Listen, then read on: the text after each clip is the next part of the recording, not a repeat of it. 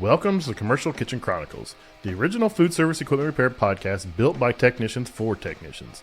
Whether you're on the front lines of repair, keeping the kitchen running smoothly, or just passionate about the food service repair industry, this podcast is your go-to source for expert insight, tech tips, and real stories from the field. Everything said on the Commercial Kitchen Chronicles comes straight from the hosts and guests and does not represent the views of their employers, companies, or partners. We're here to share real stories, real experiences, and real opinions. Take it as insight, not as official policy. What is up, everybody, and welcome back to another episode of the Commercial Kitchen Chronicles. I am your host, Pat Finley.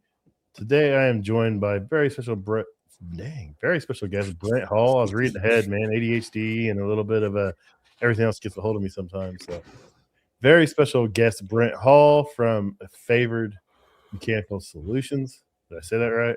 Yes, you did. Out of Atlanta, Georgia. I've met Brent at a trade show. I believe it was NAFM in Atlanta. I'm sure it was there considering that's in his backyard. Yeah. So he's a pretty cool dude. We've interacted quite a few times on social media and stuff, and he's just out here doing his thing, building something for his community and for himself. So we'll get right to it here in a minute. But first, you've probably heard of Nylog Blue, but don't sleep on Nylog White. It's non-hardening, non-drowning sealant for threaded connections, gaskets, and O-rings. It uses an advanced blend of silicones and Teflon and is NSF registered, making it ideal for potable water, ice machines, and food packaging areas. It's also non-corrosive, non-toxic, and here's a bonus.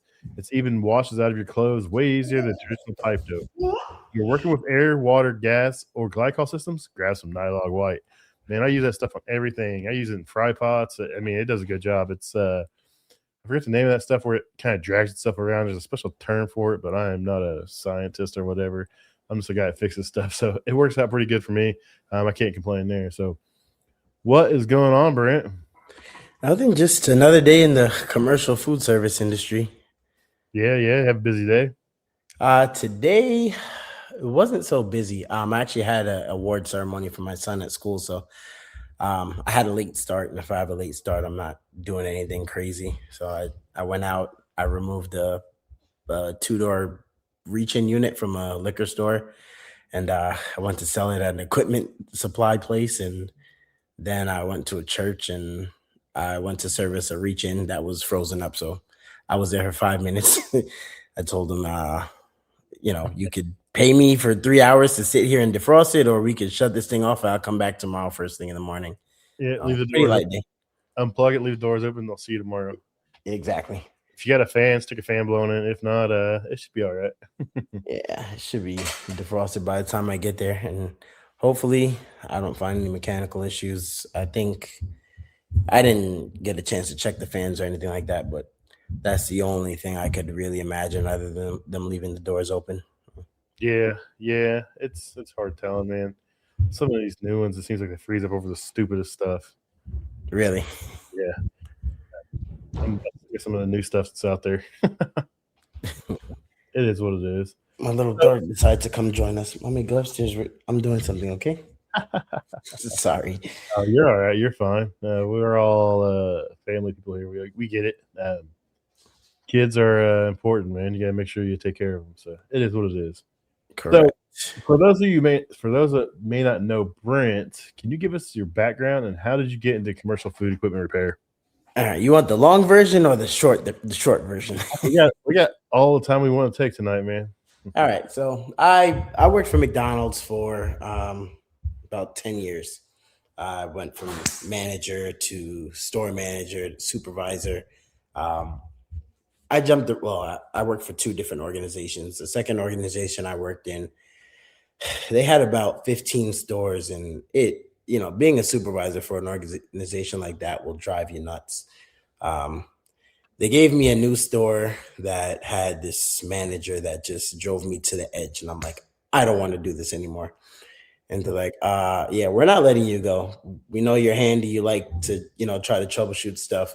How about we put you to supervise the maintenance team? We had our own in-house team that fixed all the equipment and stuff. And I'm like, all right. So going from supervision to, of the stores to supervision of the maintenance department, it was a big change because me as a supervisor in the stores, I was hands-on. I walk in, I'm talking to customers, I'm bagging orders, I'm in the kitchen, everywhere. Maintenance department, I'm sitting in the office and I'm dispatching jobs, getting cursed out by store managers. And I'm like, yeah, this is boring. So I went out, I watched the guys work a little bit. Eventually, I started to, put my hands in things. And I said to the boss one day, I said, hey, what if, I also become a tech and run the department? I signed myself up for, I forgot what they call that class, but McDonald's has a specific class in Texas that they send their guys to get trained, electrically trained, certified. I went out there to Texas, got certified, came back, signed myself up for Carpet Johnny, Henny Penny, Frankie, coffee makers, and stuff like that. I went to all those training classes. A couple months later, I end up getting rid of most of the maintenance team, and I'm like the only one, and I'm rebuilding the team. Um, the owner's brother was actually the one in charge of the maintenance and repairs at the beginning. We got along just fine. The guy loved me. And then after a while, when he realized that he didn't have his brother and his dad by the balls, because I was gonna go fix whatever he didn't, he started to hate me, and we fell out. So I'm like, yeah, I can't do this. And I left and I went to go work for a company called All Pro at the time, based out of Queens, New York. Short time after, I'd say maybe 3 months, they got bought out by Smart Care. And then when Smart Care bought them out, COVID came along and they laid off everybody except guess who? The guy with the McDonald's experience. I'm brand new, and like I told everybody when I got there, I wasn't an expert. I was still learning, but the McDonald's stuff I really had down packed. I knew that equipment like the back of my hand. Um, so that was the only place open during COVID, and they kept me on board, and I'm running the whole New York City, Long Island. It was nuts. So I got quite some experience in that short span of time. Um, 2022, I had my third, no, sorry, third child, and I left on paternity leave, and I always had my McDonald's customers that called me after I left McDonald's, and it just got so busy during that time where I couldn't even return back to work. They're like, yeah, you plan on giving us back our van? I'm like, oh yeah, here you go. That's funny. That's funny. So that was up in New York. So what made you decide you were ready to get out of the city and go down to Atlanta? So in 2023, I had um, I had a bad motorcycle accident. I broke my ankle, and it was pretty bad. I recovered in a couple of months. This accident happened on the exit to my house. Mm. That's a longer story to get into, but I knew something was wrong with the bike that I was riding, and getting back home to check it out, I lost control of the bike and fell off on the highway. So after I recovered, it was just tough to drive home. I don't think you could imagine the trauma of rolling on the highway and seeing cars coming at you. Yeah, So that's that still rough. that that was really tough for me. So I'm like, we've got to get out of here.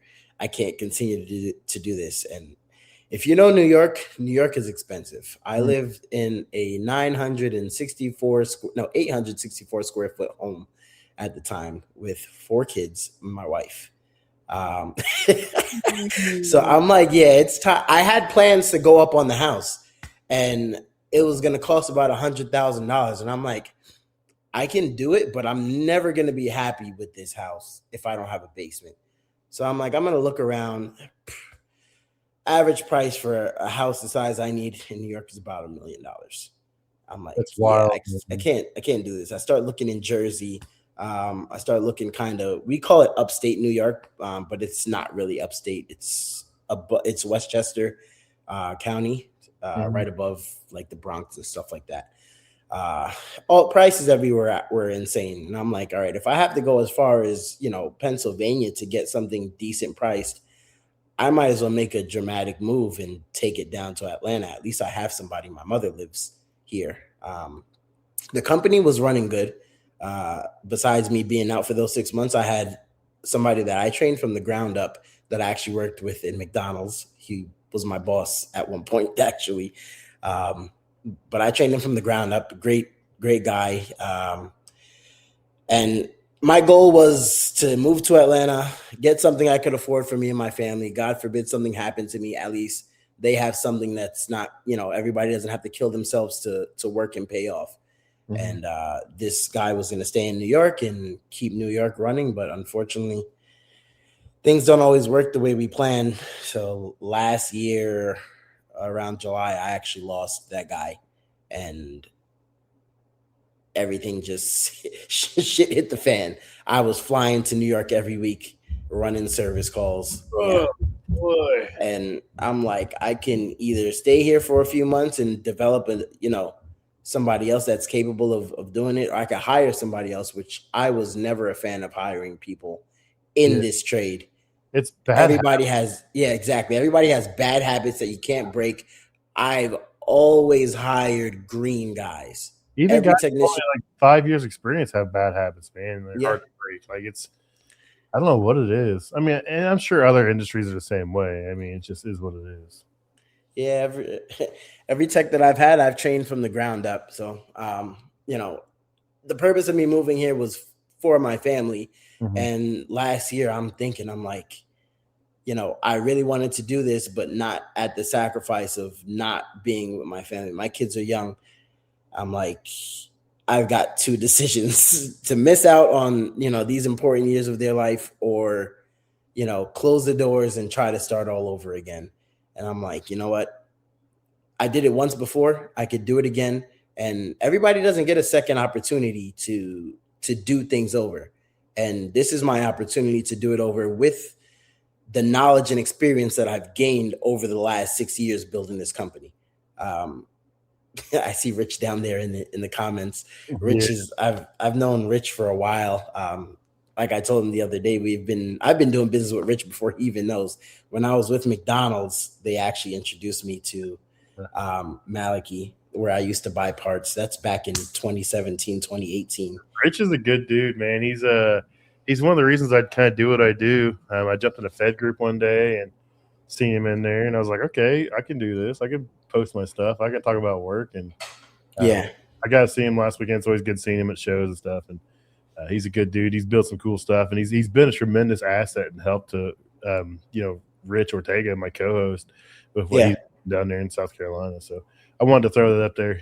It's always good to see Rich comment, especially if he says you're a good dude. So you got to be a good dude. Yeah, I love Rich, man. I reach out to him sometimes when I don't know who else to reach out to when I have questions. And one of the last best advice that he gave me was about AI. He's like, use it for everything. Yeah. Literally everything. I started doing it. I'm like, wow, he wasn't lying. So I got a quick question. So Pat Nasty here, he said, does Brent like working on those small cold rails at McDonald's that hang on the shelf above the make line? The cold rails, those are throwaways. You can't pay me enough to serve unless we have a contract going. You can't pay enough. Dude, I haven't worked on one, but I see every time I see them in there because I do a little bit. They buy them for less than $1,000, between $500 and $1,000. They might as well replace it. Yeah, unless the manufacturer's paying for it under warranty, they're not going to fix them. They're still checking. Yeah. So good question. So you're in Atlanta. You decide you're going to build this over. You're going to do it all over again. What was some of the biggest challenges when starting in Atlanta? That's a pretty rich. Like I was at the bottom again. That's a pretty big saturated market, man. There's a lot of companies. So that was exactly, that reminds me of my dad. When I told my dad that I was going to close the doors in New York and open up in Atlanta, he's like, shouldn't you open up in Atlanta, try to get some business and then close New York? And I'm the type of guy to normally take more than I can handle and find my way out. But this time around, I'm like, I can't afford to build a bad reputation. I've got to use my reputation from New York to kind of solidify work here in Atlanta. So, just being here and being on foot, walking door to door at different businesses handing out cards. I'm like, excuse my language, but holy fuck, I'm really here again at this this square. Like, I'm not, I couldn't believe it, but yeah, that's rough, man. But I mean, you've got a good outlook. You've got a good mentality about yourself. You know what you want to do. You know what it takes, and you just gotta get some people to believe in you, and then yeah. jump on board, and you can do the rest.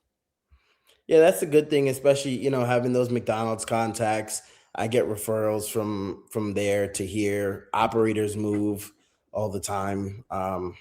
So so I post a lot of content now. I've been trying to do content for years, and I don't want to say I suck at it or I'm just not comfortable with it. I don't like hearing my own voice.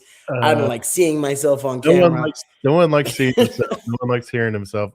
So I'll be honest with you. So when I edit this podcast, I kind of just like, as long as I don't have to edit anything out, I don't really listen to it. Now, if we say some stuff I got to edit out, then I have to go back and find it. But generally, I Yeah. try to like mark where I was at when it happens. And yeah, I don't listen to my own stuff either, so don't feel bad. Yeah, it's such a weird feeling. But Yeah, I just posted, put it out there, and hopefully, it'll get in front of the right people. I'm really working on building locally in my area, in my county, I should say, and just building those relationships with, people know they have somebody that they can trust, and that goes a long way. They give you referrals and stuff. You treat everybody right, do the right thing, be honest, and I know I'm gonna make it back to where I was one day.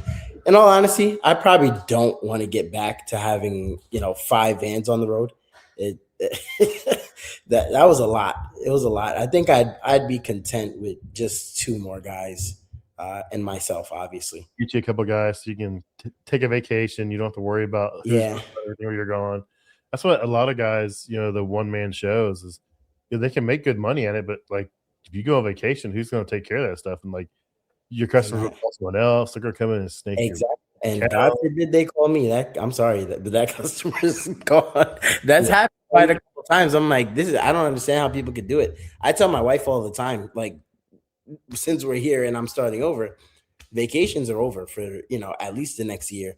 I can't go anywhere. No Like, birthdays, you and the kids can go somewhere. Like you and the kids can go somewhere. I gotta stay. yeah, I gotta stay. I can't afford somebody to call and I'm not here.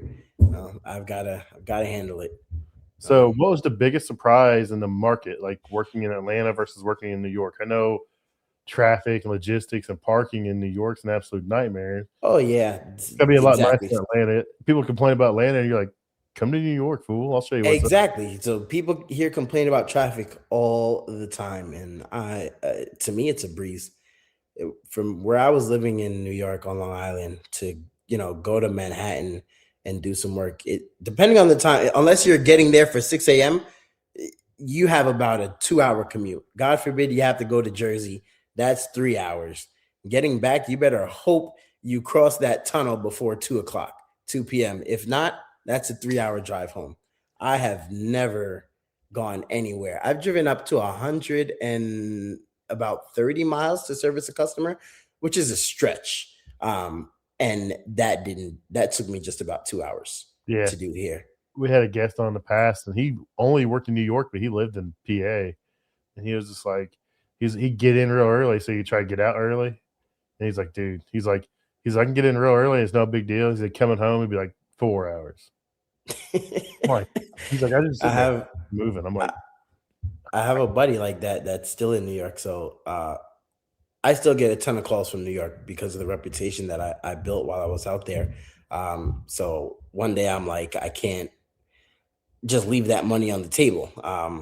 I was giving out referrals like, hey, call this company, call that company. And then one day I'm like, am I stupid? So I start subcontracting this guy that I know that also has his own company.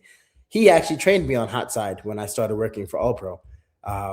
And that's what he does. This guy goes to work 3-4 o'clock in the morning in the city. I'm like, I can't do it. I've got to have a life. I want to come home 6-7 o'clock, sit down, drink a beer, smoke a hookah, watch some sports, and wake up, take my kids to school for 7, be at work by 8:30. But being in a kitchen 3-4 in the morning, every day, that's tough. I can do it every once in a while when there's a weird project, but not every day. I mean, it is nice when no one's in the kitchen though. It's lovely. You don't want people kicking your bag, tripping over you, spilling stuff on Yeah. you. That's what if I could start every day at 6, I would. Like, and I've got it pretty well figured out. Luckily, me and my wife are early to bed people. Like, most people don't understand, like, this is my bedtime right now. Like, Wednesday night's my late night, and, generally, I'm in bed by 8. I'm generally asleep by 9, but Wednesday nights, I stay up a little later, but Okay. I'm, up at 4, 3:30, 4:00, go to the gym, go to work, come home about 4, 5, hang out with the wife, 3 hours, so hang out, play with the dog, eat dinner, and go to bed. I'm pretty boring, man. Keeps me out of trouble. Keeps me out of trouble. Exactly. I'm good enough, getting myself into it. I don't need help, so. Back to answer the question that you were, I kind of went off topic, but what the biggest surprise, service wise, besides, the traffic not being as bad as everybody said, was the fact that a lot of units here are electric. Mhm. In New York, I was servicing 90% gas equipment when it comes to commercial cooking equipment, not Yeah. refrigeration, but I was servicing mostly gas units. And I get here and it's like everything's electric, grills electric, fryers are electric. I'm like, all right, this is a little bit, not expected. Not that I can't do it if, I've done it many times before, but it's not the same amount. Yeah. Um, So, do you find the electric easier or harder than gas? I find electric easier, definitely Yeah, easier than I'm gas. the same way. That's why I I asked. love. If I had to choose, in all honesty, I would choose gas. I love gas equipment. I understand how the system operates. I'm just accustomed to it. Um, Electric, in all honesty, and that's one of the biggest issues I see here. A lot of people have just some guy that services their stuff, some trunk slammer, and I'm like, this is a very rare industry that people know about. Not anybody can pick up a tool and figure it out, but when you have mostly electric appliances, anybody that knows how to use a meter and work with electric, they could kind of figure it out. The mechanical stuff, maybe they may have a hard time, but when it comes to, troubleshooting a fryer that's not heating, you can find a bad heating element or you can find a bad contactor and replace those. So that's one of the bigger issues that I see here is just anybody puts their hand in equipment. So, what's one of the hardest lessons you learned when you were starting FMS, whether it's in New York or restarting in Atlanta? Anything that's like sticks out? You're like, why did I do this? Or something that really you're never going to forget. Uh, are you saying business wise or more like tech as a tech? Either way, either way. I mean, it's Um, I would say never. One of the biggest things, definitely the biggest thing that I've learned is to never hire out of desperation. Um, Mhm. I think that bit me in the butt a little bit towards the end of my run in New York. I could see that being a bad decision. Yeah, definitely. I've seen it firsthand, so I can understand now. So customer relationships seem important to you. You build all those relationships with McDonald's, either in-house, external. What separates customers' trust from one they just call because they found? What separates the trust between you and just some other person they find on Google? um, what separates me from someone they find on Google? Yeah, it gives them a reason to And trust you versus just definitely, I would definitely say honesty. Honesty and transparency.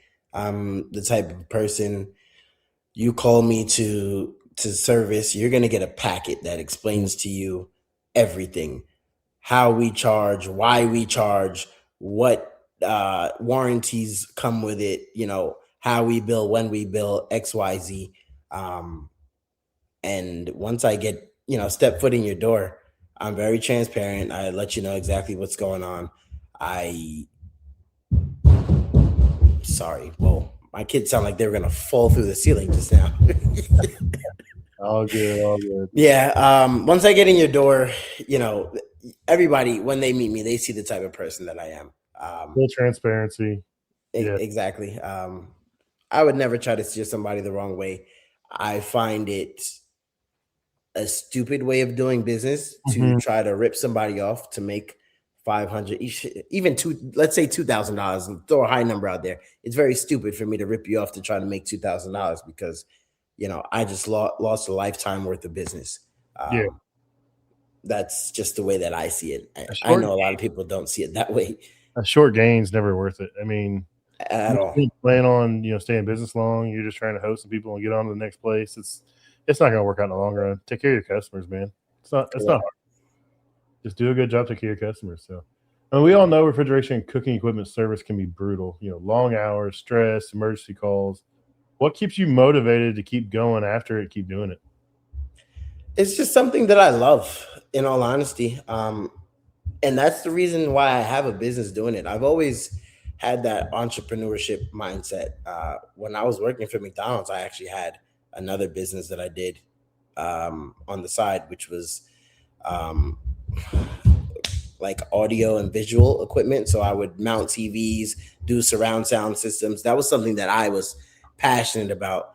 And then when I picked up a wrench and got under a fryer, I just I fell in love with it, and that became my new passion. So I can't sit here and say that I would do it without a check because my bills have to get paid, obviously. It's definitely something that I love. I don't see myself doing doing anything different. Unless it's just buying and flipping houses. Yeah, I mean, it really is a fun career. Um, well, there's days I don't want to do it. There's days I get my teeth kicked in. There's days I'm like, I can't fix anything. I've been doing this 20 years. I suck. But there's nothing better than like seeing something you never worked on or seeing someone kicking your butt and you finally, Exactly. you're like, yes, I beat you. I win. Everybody has those days. Do you remember that time that I called you? I think I sent you a message on Instagram, Yeah. and I told you that I wanted to call you. That kettle kicked my ass, and I I couldn't figure it out. remember that one. That's funny. We all have them, man. And it seems like the longer you do it, it's always the simple things too that just like Yeah, beat you up. Like today, I was working on something and I was like way overthinking it. And I got a buddy who works for a manufacturer. He's a regional guy. And I started messaging. And he's like, "What are you talking about?" He's like, "No, it's none of that." I was like, it's got to be something drawing down the DC voltage. And he's like, "No, it's a bad cable. It's a bad UI." It's like, it's not that. Don't worry about that. Just check the cable. If not, change the UI, put new software in it. You'll be all right. I was like, okay. But I was just like trying to chase something that wasn't there just because I was like, yeah. it can't be that simple. So And that's the good thing about what you're creating is basically I don't want to call it an organization, but somewhere where we can all connect with each other and reach out. It's very important. Some people, all they have is the manufacturer that they can call, and mhm. unfortunately, sometimes those guys are absolutely no help. I I'd much rather pick up the phone and call somebody else that picks up a wrench every day than to call tech support. Yeah, I put my phone number out there. People message me all the time on Facebook, Instagram, LinkedIn, TikTok. I'm like, I just want to help guys, man. I don't want them Yeah, to feel like they're out there struggling. They don't have help. I mean, I've been there. If I can't find the answer, I generally know somebody that does know the answer. So I can get pretty lucky most days. yeah. So if someone was listening and they wanted to start their own service company, what would you tell them? A couple things I think I said already. Be honest.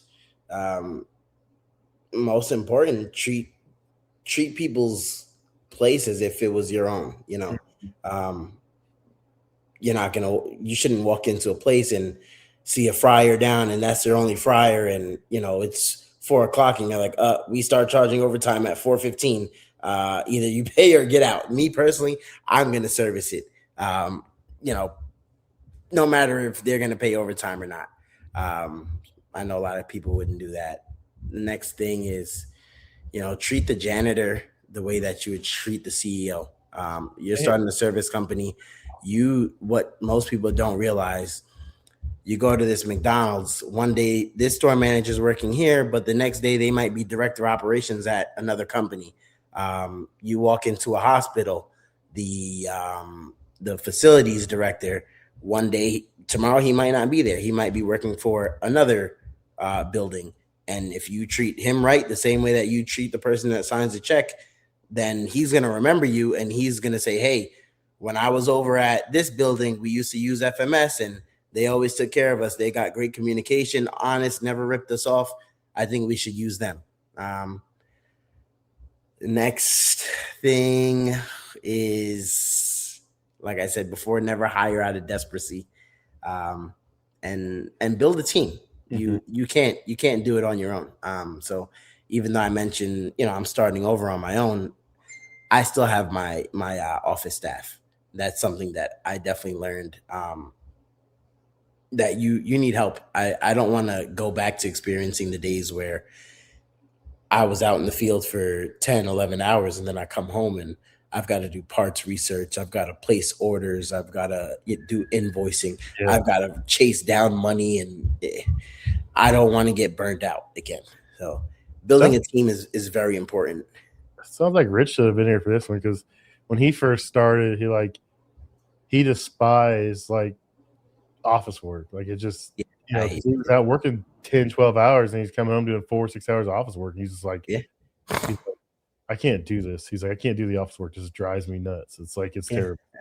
I hate it too. I rather walk somebody through it over the phone if I have to. I'm in the field, you're on the computer. Hey, make sure you send this person this estimate, or this is how you order this part. I can't do it. So, everyone talks about the skilled trade struggling for technicians. Do you go after younger people or do you go after older people that want to make a change, or what's your approach to finding technicians? I definitely am biased. I'm not gonna lie. I always go after the younger guys. Dude, I'm telling you, that's what we're doing right now, man. It seems to be working out. Yeah, I always go after the younger guys. When I had first got going in New York to where I needed multiple guys, I hired 2 kids. One was 17, one was 18 out of I don't want to call it a trade school, but I guess a trade school. They did like an HVAC program and I find somebody that went to school for HVAC, I can easily teach them how to succeed in this industry. As long as you know how to use a meter, you understand the sequence of operation in a refrigeration system, in a furnace, because a fryer is essentially a furnace, probably with different safeties and stuff. So if you understand heating, you can understand cooking equipment. Electric is electric. HVAC and refrigeration are kind of the same, except you have, I don't do HVAC, but I'm pretty sure the metering devices are different. Some are fixed, some are TXVs. Yeah, it just depends on what you're working on, what system is. Yeah. If you can. So I started on hot side and then I kind of got into like refrigeration and HVAC. And it's like, if you can fix a fryer, you can fix a rooftop unit or a furnace. Like it's the same stuff. It's the same gas valve. Exactly. Like I tell people all the time, like I'll pull a burner out of a South Bend oven. I'm like, tell me what's this out of? People are like, oh, it's out of a Carrier rooftop unit. I'm like, well, no, it's out of this oven. They're like, how? I'm like, the same exact in-shop burner, dude. Just like, you don't know. I was like, and I'll show them the whole rail, and they're like, it's wild. I'm like, yeah, it's the same exact burner. It's in this Carrier rooftop unit. It's in an oven. That's funny. One of my first customers that I had here, he's got a ran down flat top griddle that he has had welded, and there's no data plate. I don't even know who made the unit. So I had taken out I took was it a burner that I took out of it, and I went down to to Granger trying to see if I could find a similar burner, and they're like, what did you take this out of? And I told them it was a griddle, and they're like, what's a griddle? They're thinking it came out of a HVAC unit. Mm-hmm. That's funny. It's all the same principles, just different packaging, man. That's all it is. Yeah, exactly. I don't freak out about it. Just get in there and see what you can figure out. I mean, either it's heating or it's cooling. It's got 2 jobs. Exactly. So, do you see any changes our industry should be making right now? or you think we're doing pretty good, or what do you think about our industry in general, sorry. Um, I think that the industry is definitely doing a lot better than before. I see a ton of resources out there, especially. I mean, maybe I can be seeing more because I've actually became a member of Safesa and I see everything that they have available. I see what you're doing.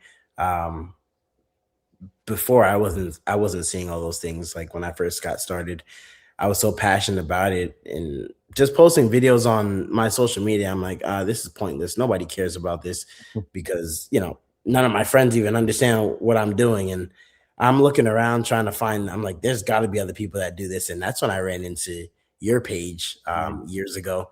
And I'm like, this is pretty cool. But ever since I've been following you and I became a Professor member, I'm definitely seeing a lot more resources out there. I love the classes that Safesa has for the new techs now. If I ever have to hire another tech again, they're definitely going to be going to that course. What I believe it's a week, right? Yeah, That they, so they have a ton of courses. They have the new tech training, which is like for green guys, zero experience, yeah, exactly. EGSW, which is like 6 days. That's for people under 2 years. And then there's refrigeration. They have manufacturer classes. There's always something going on. Actually, they're just launching a dispatcher and parts inventory course coming up this fall. It's pretty cool. So they're always Okay. adding to repertoire and doing more stuff. Yeah, I've definitely seen a lot more over the years. I see manufacturers taking training serious, um, and it definitely wasn't that way before. Hey, the way that I learned hot side is the owner's brother walked by my desk and slapped the HLZ manual on my desk. He said, "Read this when you go home tonight." I came back the next morning. He put me in front of the HLZ and he said, "Fix it." I said, "What?" It's always the He blow or the relay. I haven't worked on an uh, HLC in probably 15 years, and it was always the that blower was or the the relay. first piece of equipment that I was forced to fix on my own. Dude, you pull that thing apart, and you're like, what is all this brown Yeah, stuff? everything Grease? jumbled into one, and God forbid you take that cover off with the unit plugged in. Yeah, Yeah, you're getting that every time. PTSD. Done for every time, dude. Yeah, I learned real early on that one. Got it up there. I'm on the line trying to take the cover off. Bam! I'm like, oops. Yep. You're trying to find the breaker. Is the breaker in the line? Is the breaker in the panel? Where's it at? Let's play a game. Yeah. So that's cool. Biggest service call nightmare you've ever had as a technician or as a business owner, I guess. It could be both ways. Whew. So one of the guys that I hired when I was in my desperate moment last year, this guy went and worked on a fryer in McDonald's, of course, and the complaint was that the vat wouldn't fill. Um, he went there, and one of the first things that you learn working for me is how to unclog a fryer because we get those calls, or we're getting those calls daily. So this one, he went on his own. He has to remove the fill valve from the back, and I don't know what he did trying to take off the valve, not the actuator, but the valve. He must have been trying to turn it the wrong way. Well, he broke the weld. You know how that thing goes in like an elbow? He broke the weld. Mm-hmm. And I'm just No, trying not to panic. I'm like, yeah, we can get that fixed. We can get that fixed. I called every welder I could find on Google and nobody wanted to do it. They're like, what type of material is that? How much space do you have? What goes in it? Once they find out that oil is in it, they're like, yeah, no. So me, of course, the customer already knows that my tech messed up. So now I've got to eat the cost of changing a new pot. That was a nightmare. no, that's terrible. Yeah, that's the first thing I tell any of my guys when we're unclogging a fry master. It's got that stupid little stem coming out the back that actuator screws onto that valve. I'm like, you see this? They're like, yeah, I was like 2 wrenches. I don't give a shit how tight it Yeah. is. 2 wrenches. Do not break this off because if you do, it's going to be expensive and it's going to suck. Yeah. It sucks indeed because it's not anybody that's listening right now that's like, oh, you just had to eat the cost. No, I had to eat the cost of doing it and the physical labor. You're not changing a pot in 1, 2, 3. That's about a 6 to 8 hour job, depending if you're doing a split or full vat. Yeah, splitter full, and then heaven forbid it's the middle one. Yeah, that one.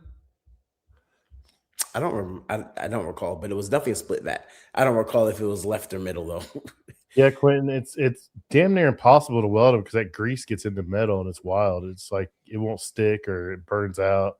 Um, yeah, we can't hardly weld them. And that's what he said. Like once everyone realizes it's stainless, it's a fry pot, and it's oil in it, they're like, nope, done. I ain't touching that. It's a headache. So it is what it is. Lesson learned. Yeah. Tell that guy use 2 wrenches, please.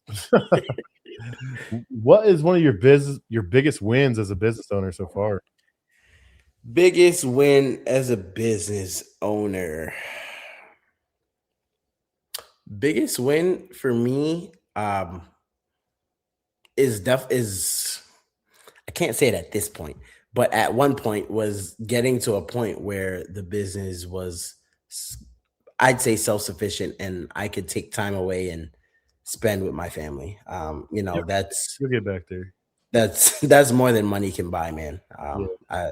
I'm definitely excited to get back to that position one day. But right now it's, grease and dirt every day. It's we always give Rich a hard time about not coming to trade shows, joining Jason and I, but we understand he's trying to build something. It was cool. It was cool to see they actually got to go to NRA this year because he's got some guys back home he can trust and rely on. He's got his boys there. It was cool to see him, like, he could take a long weekend, come up to Chicago, got to meet some people, hang out with some people. And it was cool to see him outside of, just turning wrenches and fighting. So that's cool. You'll get back there. I mean, like you said, you're just starting back over, but it'll come back. Yeah, I'm sure that it will. Especially having the partnerships with the manufacturers and stuff. Now, I've noticed that the dispatching isn't anywhere near as frequent as it was up north. Could be for a number of reasons. They probably have people that they trust here already, or they just don't Keep have pounding them. Just gotta keep the same market. Oh yeah, and that's true. That's wild. That's one part people don't realize. Like, I've done work in Indianapolis where I'm based out of, but I'll go to Louisville, which is an hour and a half south. It's completely different equipment. Like same restaurants, completely different equipment. I'm like, why? And like, oh, this is what the dealer sells down here. The guy that pushes equipment, this is what he has down here. I'm like, this is weird. Like, there's a ton of Electrolux down there, and I'm like, and combo therms up here, everything's rational and Altosham. So like, Yeah. Like this is it's now it's like 80 miles. I'm like, how is it so different? I can only imagine New York to. I didn't even think about that. The dealers, that they definitely have a big influence. Mm-hmm. Yeah, so that's cool. So if you're looking back at Brent when he first decided to start his business, your business, what would you tell him now versus back then? You can't run before you walk. Good point. Yeah.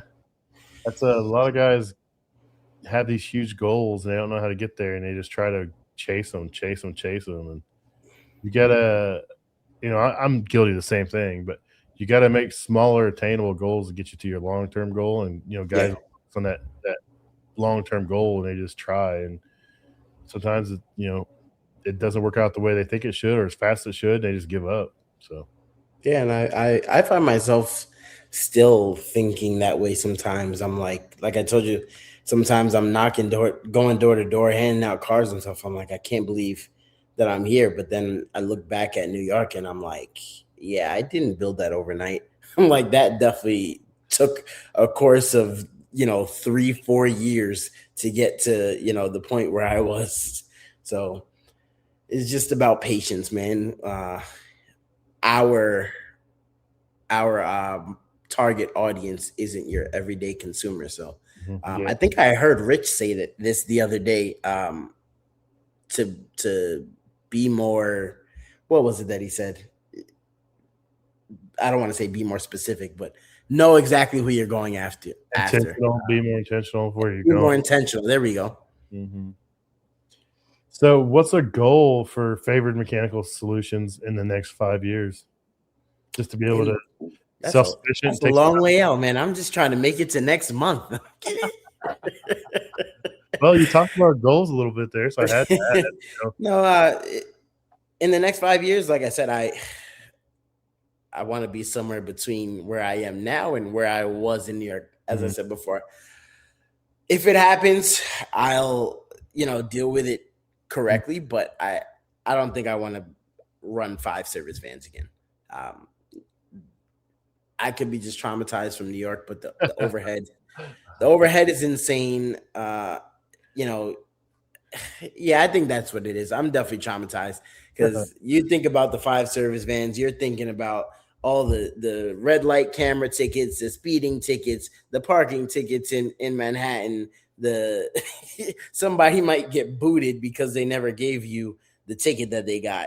It's all types of liability, overhead, and stuff that I just don't really want to deal with again. But being in this market, probably not going to have as much of those issues. Yeah, And I feel it think out. a big part of that happening was me departing from New York.